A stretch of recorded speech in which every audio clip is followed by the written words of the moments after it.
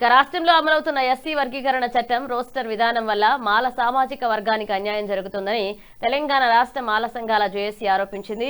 ఇక ఆగస్టు 10, 11 తేదీల్లో ఢిల్లీలో నిర్వహించే హలో మాల చెలో ఢిల్లీ కార్యక్రమాన్ని విజయవంతం చేయాలని జేఏసీ నేతలు పిలుపునిచ్చారు.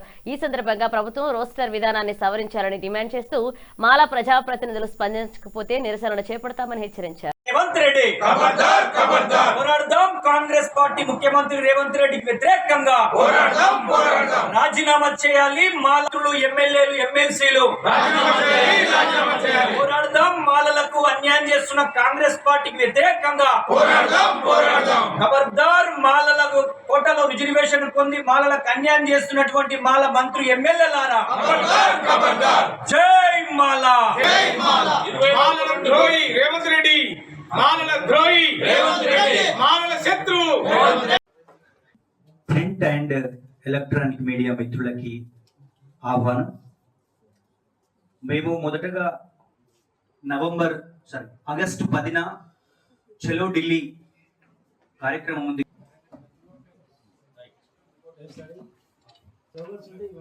హలో మాల చలో ఢిల్లీ, హలో మాల చలో ఢిల్లీ. ఎస్సీ వర్గీకరణ చట్టంపై సవరణ చేయాలి, సవరణ చేయాలి. ఎస్సీ వర్గీకరణ చట్టాన్ని సవరించాలి. అసెంబ్లీలో ఎస్సీ వర్గీకరణ చట్టాన్ని సవరించాలి, సవరించాలి. జోహార్ డాక్టర్ బాబాసాహెబ్ అంబేద్కర్. జోహార్ జోహార్.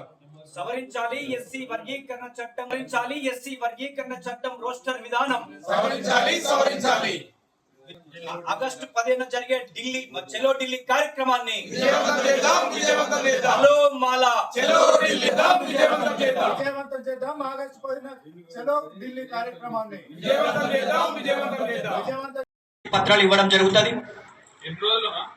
ఇది ఒక 2 రోజులు 10-11